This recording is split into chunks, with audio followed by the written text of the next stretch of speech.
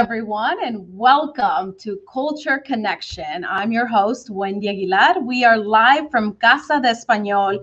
I'm very excited about this evening in this conversation with José Hernández. It's going to be a great conversation, so be sure to get your questions ready because it's an interactive conversation with José Hernández. And you from home or from wherever you are will get to ask questions. So, first things first. Be sure to type in, tell us in the comments below where you are watching from. We want to know where you're joining us from. And of course, we want to hear from you. What are your questions from José Hernández? So today we have a very special guest. His journey goes all the way from Stockton, California to space and back. Joining us today, all the way from Mexico City, is astronaut José Hernández. Hola, José, how are you? Good evening, Wendy.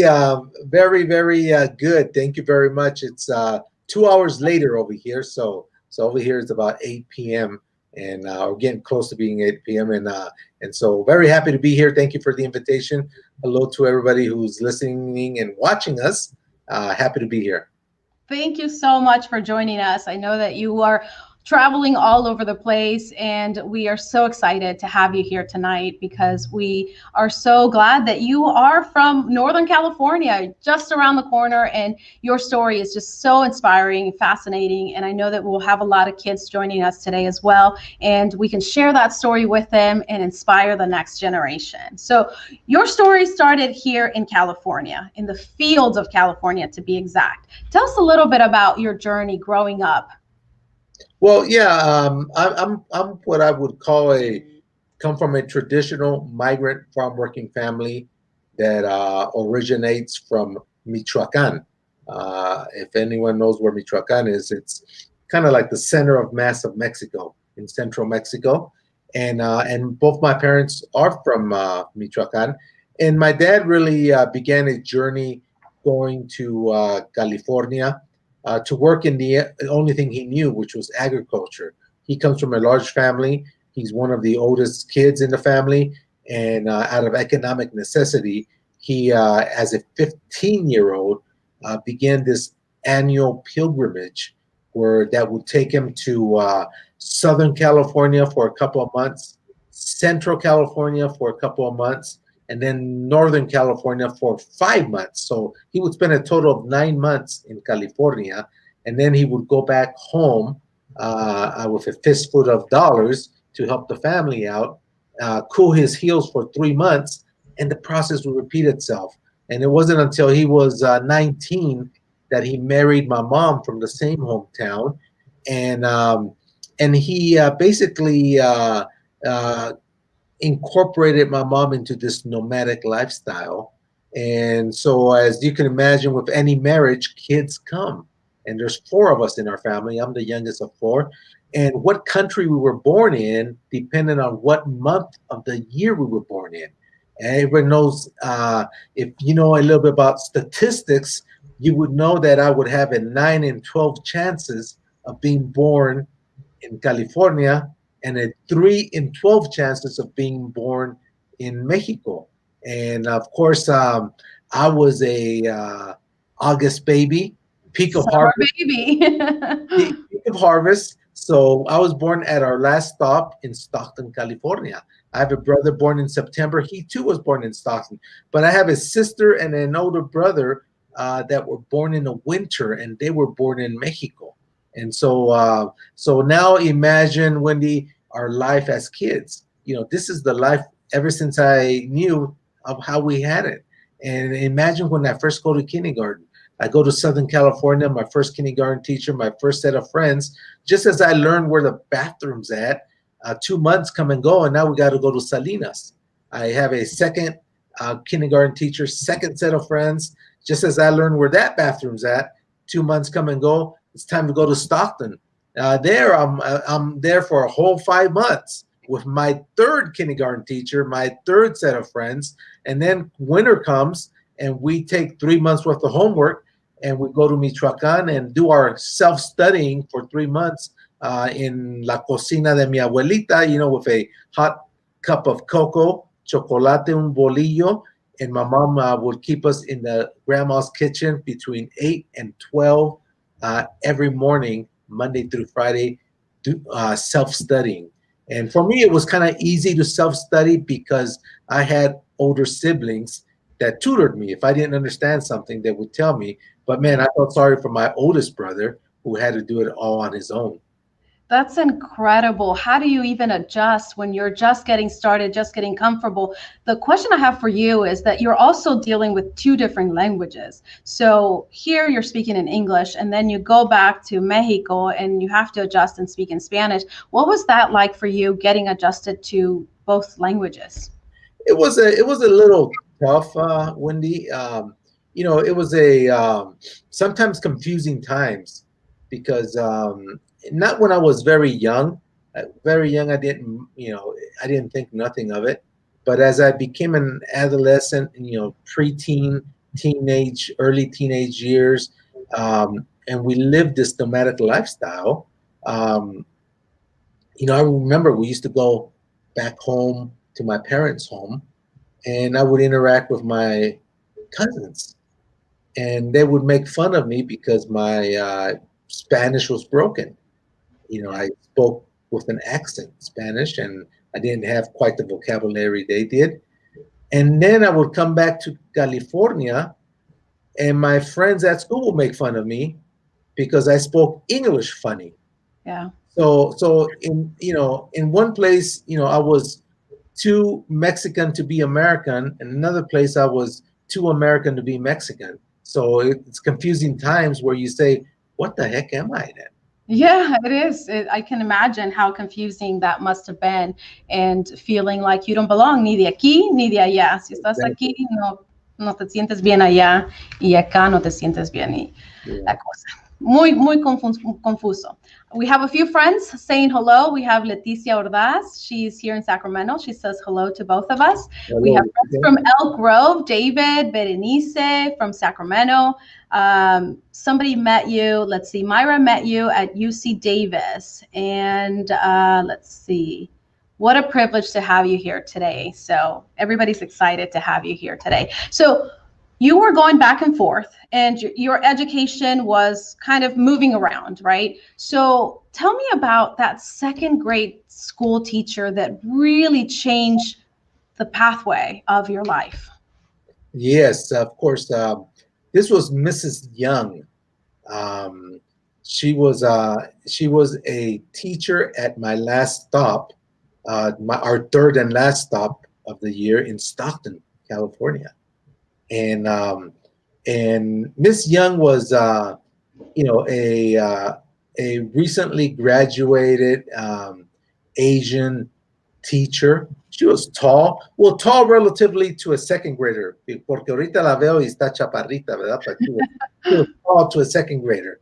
And, Yeah. she was young and beautiful. And, who's your first crush when you're in the second grade other than your mom? You know, I'm guilty. I'm guilty. It was my second grade teacher. And I remember my dad one day, we're getting ready to go to school. We're getting ready to go to school. And I remember my dad one day, he gets up and he makes the traditional announcement he makes every year. He said, "Muchachos, we're going to Mexico next week." He says, "Make sure you tell your teachers to prepare 3 months worth of homework." Because as I mentioned earlier, we self-studied in my grandma's kitchen every morning, Monday through Friday. And I knew the routine because I had already done this when I was in the kindergarten and in the first grade. So the second grade was the third time I was doing this. So I knew the routine, and certainly my siblings knew the routine too. And I remember I went to school that day with my siblings. We were all in elementary school, and I went into my classroom, Miss Young, and I told Miss Young, "Hey, Miss Young." She says, "Yes, Jose." I said, my father said that we're going to Mexico next week, and if you would be so kind as to prepare 3 months worth of homework so I could self-study in Mexico and not miss too much school. And man, she looked at me with a frustrated look. She said, "You tell your parents that I'm going to come and visit you and them at your house tonight." What was the reaction from your parents when you told them the teacher's coming? I got scared because the teacher never comes. And Yeah. when school was out that day, I didn't even wait for my siblings. I went running home porque tenía un chisme. I felt like Paul Revere, the teacher's coming, you know? And I remember I got home and my dad and my mom have different personalities. My dad is the tough love, very quiet but stern, short on words, quick on discipline. And my mom's different. She's nurturing and loving, mijito esto, mijito lo otro. So they were kind of like the perfect yin and yang kind of thing, perfect balance. But I remember my parents had just gotten home from working in the fields that day. That's the one thing they always made sure is that they would be home right before we got home from school, so we wouldn't be alone at home. And my dad was in the sala. He was taking off his boots, and he's always in a bad mood, especially after work. He's tired. And I told my dad, "Hey, Dad, Miss Young is coming. I think she wants to talk about." I didn't finish about when he gets up and he just starts taking off his belt. You know? And he must have thought algo hizo este muchacho, and his I guess his judicial system is a lot different from the U.S. judicial system. He likes to, apply the punishment first y luego pregunta, what happened? ¿Qué pasó? Después las preguntas. And I kind of backed off because I didn't want to get whipped, and I started throwing everything, see what would stick. And, apparently, the fact that we were going to Mexico and she wants to talk to him about that stuck because he didn't whip me. But man, he was real close. And so now I got to tell my mom. And where's every mama, even though she worked in the fields all day?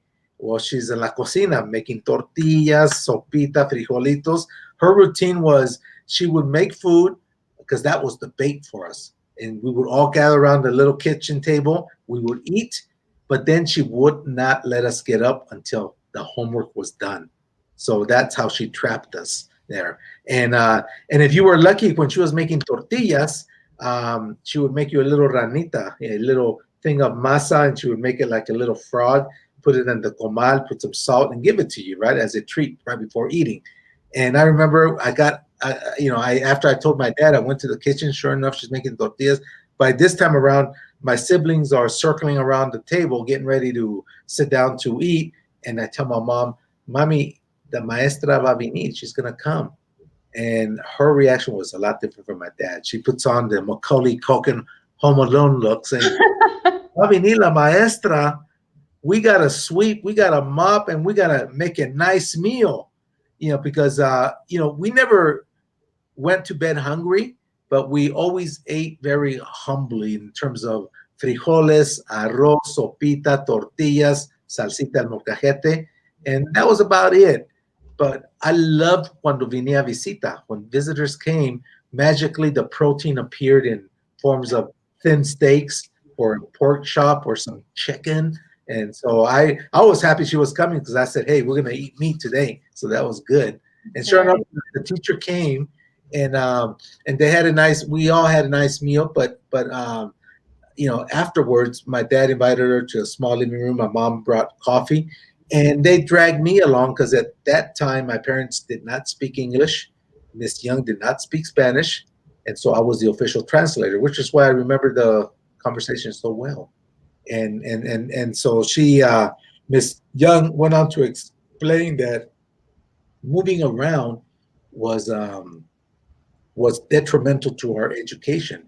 And my dad quickly defended himself and said, I'm not like other migrant farm workers, Miss Young. I believe in education. My wife and I only have a third grade education, but want what's best for our kids. So we want them to do well. This is why they take homework to Mexico. And then she says, yes, but you move them around 3 school districts a year. And you know what my dad's response was? It was, yes, but we move during the weekend. Which is Oh my goodness. We finished school on a Friday. We moved Saturday. And Monday we were at the new school. We didn't miss school. Like nothing happened. But you go to Mexico for 3 months. And my dad said, yes, but they take your homework and they do it. So in my dad's eyes, he was meeting his commitment. Of giving us an education. And it wasn't until Miss Young used a great example, agricultural example, and convinced my dad that moving around was very, very detrimental. And the way she did it is she asked a point blank question to my dad. Says, "You're an expert in agriculture." Says, "Assume I give you 4 fruit trees and potted plants." And my dad said, "Okay. Now I want you to find the best ground and you plant them, and you take good care of them like the expert that you are." And my dad said, "Okay." And then she says, "But in 3 months, I want you to find a new plot of land, and I want you to dig 4 new holes, and I want you to transplant those trees. But you keep taking care of them." And my dad, confused, said, "Okay." And then Miss Young says, "And in another 3 months, what's more, every 3 months for the life of those trees, you find a new plot of land, you dig 4 holes, and you transplant them. But you're always going to feed and take good care of them." She says, she then asked the question to my dad, "What happens to those trees in the long run?" And my dad thought for a while. He says, "Well, señorita, the trees aren't going to die, but I will tell you this, that they're going to be weak. You're going to stunt their growth. And if they're fruit trees, they probably won't grow fruit or bear fruit. Why? Because you're not letting the roots grow deep. If the roots don't go deep, the branches won't grow big." He even raised his hands like this, big. And then you can count to like 2 seconds, Wendy. That was 1,002, and his facial expression changed.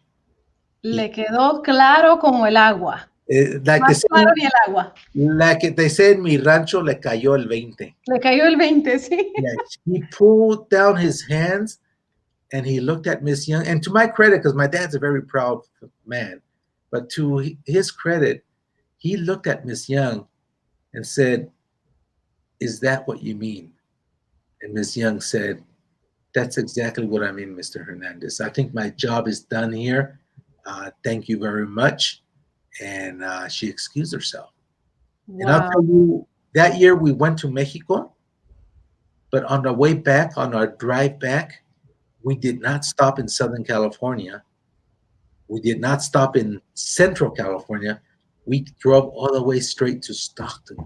And from then on, even though we went to Mexico, our trips shrank from 3 months to 3 weeks centered around Christmas vacation. So we didn't miss school. And that made all the difference in the world. We have a couple parents with their children who are joining us today. They want to know what words you have for them, but maybe we have words for both the kids and the parents of following their dreams and getting to space like you did. There's a message in my story for anybody, as a parent, a student, a teacher, anyone who's involved with family. You'll see that my message, there's anecdotes in what happened during my life that can be applied to anybody's family for the better, to help improve their opportunities. And so this is why I love telling my story, because I think it empowers parents to believe. My parents were dirt poor, and they didn't worry about, "Ay, no tengo dinero to send them to college, so why even tell them to study if they're not going to be able to afford it?" I said, "That's the wrong attitude." I said, "What you got to do is you provide the environment in the house so they flourish as good students. You help develop their study habits like my mom did to us, and the rest takes care of itself, Wendy, because then you get good grades. Then the scholarships come. Then you got the Cal Grant. Then you got the Pell Grant. Now you got student loans. Now you got work study. And where there's a will, there's a way." So don't use lack of resources as a excuse, because you're just sentencing your kids to a life that you're trying to break, in terms of the cycle you're trying to break, because you're not taking that leap of faith and saying, "Hey, if I provide the environment, maybe the finances will take care of themselves in the future. But let me at least give the kid a good chance by providing the environment at home," as opposed to saying, "Oh, I give up. I raise my hands. Hey, it's up to you. If you're a good student, good for you. If not, ni modo, because we can't afford college." And that's so important that you mentioned, when there's a will, there's a way, because you actually had to deal with rejection so many times to get to NASA, to fly into space. Tell us a little bit about rejection. A lot of the times we get a no, a door closes, and we turn around and say, well, that didn't work out. Next thing. So talk a little bit about rejection and the importance of perseverance and never Yeah. giving up. It's very important to never give up on yourselves. Um, human tendency is to try something once, to try it a second time, but rarely do we try it a third, fourth, fifth, or even sixth time. And I'm here to tell you that NASA rejected me not once, not twice, not three times. It was 11 times. 11 rejections. It wasn't until the 12th time that I finally got invited to be part of NASA's 19th class of US NASA astronauts. What was that moment like for you on that 12th try where you finally get in? And what was going through your mind? Well, a lot of people always say, you got to be kidding. I said, how is it that you did not get frustrated in your sixth, seventh, eighth, ninth, 10th rejection? And yeah, I got frustrated. No one likes rejection. I don't like rejection. But I always looked at the glass half full, not half empty, Wendy, because I remember when, I wanted to be an astronaut. The mere fact that I wanted to be an astronaut motivated me to graduate high school, to go to college, become an engineer, to go to graduate school. It motivated me to seek a job at a premier research facility like Lawrence Livermore National Laboratory, part of Department of Energy. It motivated me to become a pilot because you have to learn how to fly airplanes before you become an astronaut. It motivated me to become scuba certified. And part of my job to make myself even more attractive to NASA is I accepted a nuclear non-proliferation job that took me to Russia. So it motivated me to learn Russian. I learned Russian. So I always looked at the fact that chasing that dream of wanting to be an astronaut, I would always console myself each time I got rejected. And I would say, what's the worst that could happen if I don't get accepted? I said, wow, I got a graduate degree. I got a good paying job. I love what I'm doing. I said, this is not a bad consolation prize. So that's what I always tell people, shoot for the stars and you never know, you'll end up on top of the world. There you go. And you sure did. Your story is very inspiring. We have Ruby who wants to know what inspired you to work for NASA. And we want to talk a little bit about that story that changed also the course of your life in 1972. Yeah, in 1972, important year because I was able to see the very last Apollo mission, Apollo 17. If you could picture a boy, 10 years old, hanging on to a rabbit ear antenna on top of a black and white vacuum tube technology TV with the tejido de la abuela between the antenna and the TV. That was me. And here I am watching astronaut Gene Cernan walk on the moon. When my family had their fill, they would let me let go of the antenna because hanging onto it improved reception. And so then I would kneel in front of the TV. I would go outside, and the moon was almost full. Come back inside and listen to the reporter. Still remember his name, Walter Cronkite, narrating that moonwalk. And I tell you, that was when I decided the dream was conceived that I wanted to be an astronaut. At 10 years old, I knew I wanted to be an astronaut. And so that's how the dream was conceived, Wendy. That's amazing. That's so inspiring that at 10 years old, you decided to do something and you went after it. Talk a little bit about your father's words, what he told you when you said that to him and what you wanted to do when you grew up. Yeah, it was that same evening, Wendy, that I decided to want to be an astronaut. I remember we were getting ready for bed that evening. My dad was walking in front of me. I was walking behind him, and I sort of just kind of talked to my dad. I said, "Papi, papi." He said, "Yes, mijo." I said, "I know what I want to be when I grow up." He said, "Ah, sí, ¿qué, mijo? What's that?" I said, "I want to be an astronaut." Man, he almost stumbled. He stopped dead on his tracks, and I stopped because I was behind him. I didn't want to catch up and bump into him. So I stopped, froze, and he turns around and he looks at me and he says, ¿Quieres ser qué? Challenging me. I was so excited. Ordinarily, I would be afraid because that's my dad is, like I said, tough love. But I wasn't, in this particular case, I wasn't. I even said it with an attitude. I said, Quiero ser astronauta. I'll be an astronaut. He points to the kitchen. Vamos a la cocina. Oh, man. My eyes got this big because, in the kitchen, only three things happen, and two already had happened. The first I already told you. My mom sits us down, makes food for us, and we do our homework, and we can't get up until it's done, and we show her that it's done. The second thing, at my mom's insistence, we all eat dinner as a family. Very important. We all eat dinner as a family.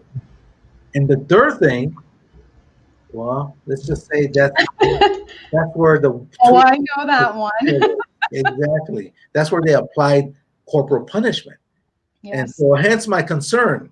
So I go in there, I sit down where I do my homework, and my dad sits down. I think, I'm about to think that he's going to ridiculize me in terms of what I just said. I want to be an astronaut, but he didn't. He was more inquisitive.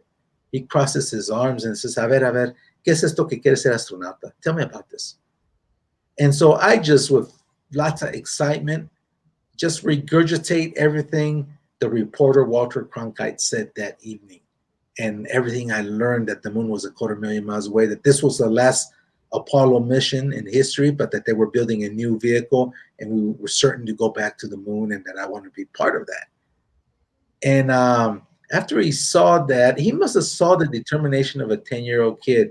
And I remind you, my dad and mom only have a third grade education, but my dad had the wisdom to do things. First, he empowers me to believe I can do it, because that's exactly what he says. He says, looks at me and says, I think you can do it, son. Man, my eyes grow big and I smile because, wow, my dad thinks I can be an astronaut. It's not a silly dream. And then he says, pero si quieres hacerlo, says, you got to follow a recipe, 5 ingredients, me dijo. And I said, a ver, dígame. Very simple, mijo. First, says, define your goal. What is it that Pepe wants to be when he grows up? It's an astronaut. I figure I got 1 out of 5. I'm almost there. Second, he says, recognize how far you are. Man, I looked at our kitchen linoleum floor, half peeling. We lived in a rented 2-bedroom, dilapidated house in the east side of Stockton. And I told my dad, no se ofenda, but we can't be any farther than this. He kind of let out a chuckle. Says, well, I'm glad you recognize that, son, because the third thing you got to do is you got to draw yourself a roadmap from where you know where you're at to where you want to go, because you got to know the way, son. I said, what's the fourth thing? Wow. So you're doing it already, mijo. You got to stay in school. You have to go to college. You got to prepare yourself according to the challenge, and you pick the big one. I said, and then he says, fifth and final. He said, the final one. He points outside. He says, you know that effort you put out working, picking fruits and vegetables with your siblings, your mom and myself, Saturdays and Sundays and 7 days a week during the summer? I said, yeah, Papa. He pointed to my books on the kitchen table. He says, you put that effort there. And when you graduate, you put it in your work. He closed off by saying, always give more than what people expect out of you. He says, mezclas eso, mijo, and that's the recipe to succeed. And I add the sixth one, Wendy, which is perseverance, because I already told you, I got rejected 11 times. So perseverance is that sixth ingredient. Just such an amazing story. I can't imagine if your dad's words were any different. Thank goodness for his wise words, and that you get to share them with everybody. And you've done so much more with your life. You have a book. You have the Zero. wine. We got several books, Wendy. Yeah, there you go. We got a book called Reaching for the Stars. I don't have that one with me. It's in English, but it's called Reaching for the Stars. And then I got and that's a self-penned autobiography that I wrote myself.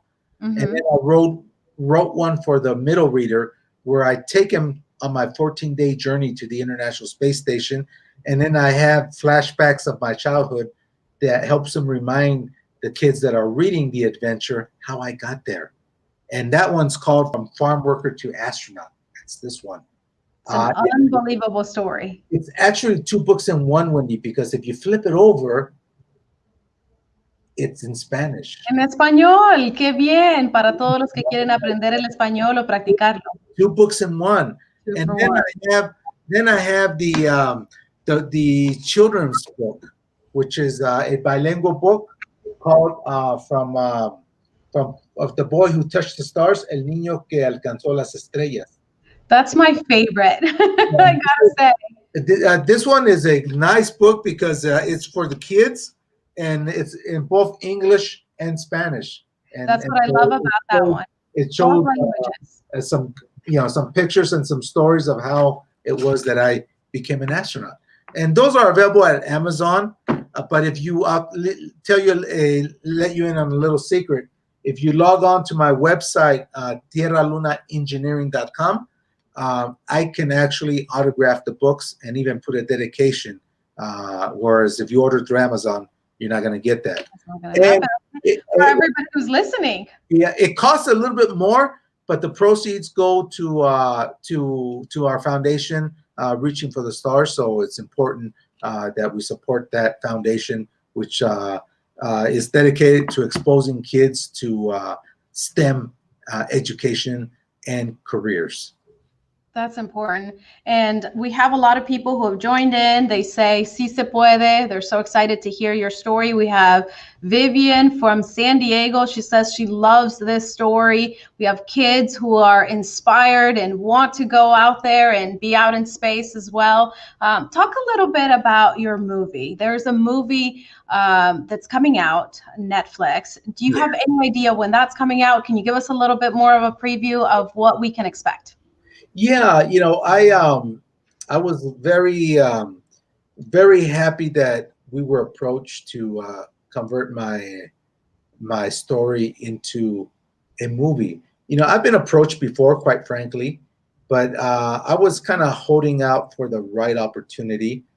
And when I met with this the studio or the film production company called Select Films, I was convinced that they were the right ones because I don't know if you remember McAllen, USA, that movie about the cross countries. Well, they were the ones that filmed that. They also filmed Secretariat, The Rookie, and so they specialize in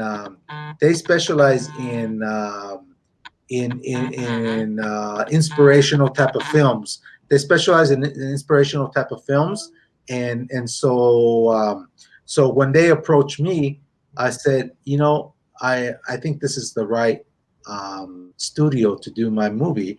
And then I loved it because then they also took me to to pitch the story to 6 studios. And they wanted me to tell the story. They said, "Hey, you're such a great storyteller." I said, "You'll sell it. I don't have to say anything. I'm just going to bring you and you can talk about it." And I'll tell you, immediately after we talked to those 6 studios in a span of 2 days, 4 of the studios came back and said, "We want to do it." The other 2 eventually came back and said they want to do it. And that's when I picked Netflix because I figured we could reach more people out there. And like I said, Mark Chiardi, the owner of Select Films, and Mike Campbell are the ones that Campbell are the ones that that convinced me that it's a good it's a good story and that they were the right folks to make that movie. That's fantastic. It's got to be so exciting. How are your kids feeling about this movie? What do they have to say? Oh, they're pretty happy. I mean, my oldest son, he just called right now on FaceTime audio, and I put him on, so he's listening right now. Oh, nice. Tell him we say hello. Yeah, Is this the one who's following in your footsteps? yeah, he's the one that just got back from his 2 week Mars analog mission in Utah, and he's getting his PhD at Purdue. So we're pretty proud of him, and so yeah, he just called in, and I so hang on, Julio, I'll talk to you later. You can listen on. So he's on the phone right now, but yes. This is so wonderful. Our viewers, Leticia wants to know the website again where they can find your book. Everybody's watching at home and they want to make sure that they get your book. It's Tierra Luna. You just remember Earth Moon, Tierra Luna Engineering.com. And if you go to the store, you'll see the books. Later on, I'll tell you about another website, and we'll talk about coming full circle. Where I'm actually involved in another project, which is pretty interesting. That's fantastic. One more question for you before we let you go, because I know that you're very busy. What are you most proud of? You've done so much. What is the thing that you take the most pride in? Well, it's my kids. It's all 5 of my kids. Is from the oldest to the youngest of what they're doing with their lives, because they've pushed themselves. In my generation, the reason why I pushed myself is because I wanted to get out of the situation of not having anything. I wanted to have things, and the only way to have things is to have a good job and work hard. Well, these kids, they grew up in a middle class environment, and I give them a lot of credit for still having that hunger in them.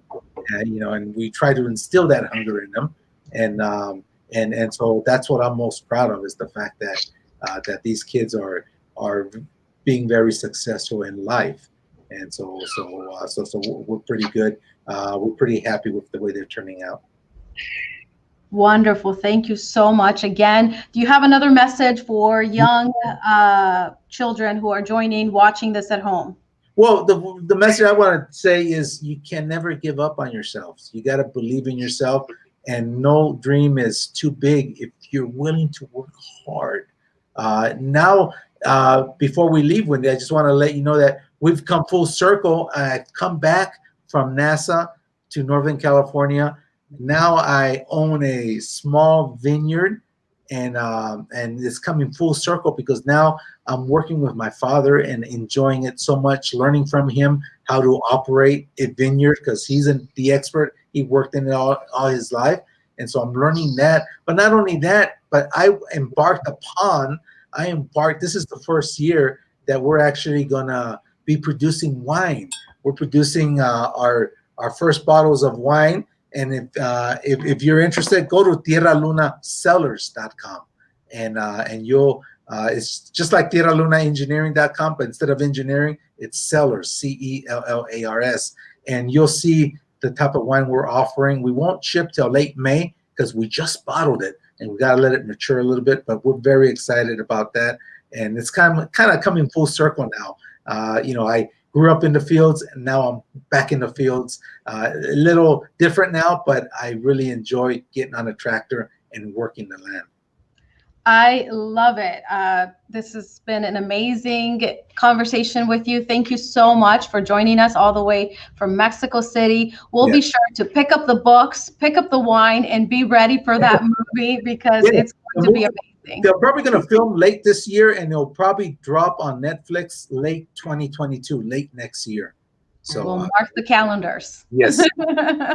Anything else you want to add, Jose? That's it. Like I said, proud of my kids, and I'm very happy that they're, at least one of them's following me in my footsteps, and I'm so happy that they're all doing good. Pues muchas gracias. And to everyone who joined us on Facebook or YouTube, thank you so much for joining us. Be sure to share this with your friends and family. Leave those comments below. If you have any other questions, we'll be sure to get them to Jose. Muchas gracias one more time, and we'll see you next time. Thank you so much for joining us. Bye-bye. Bye-bye. Adios. Yes.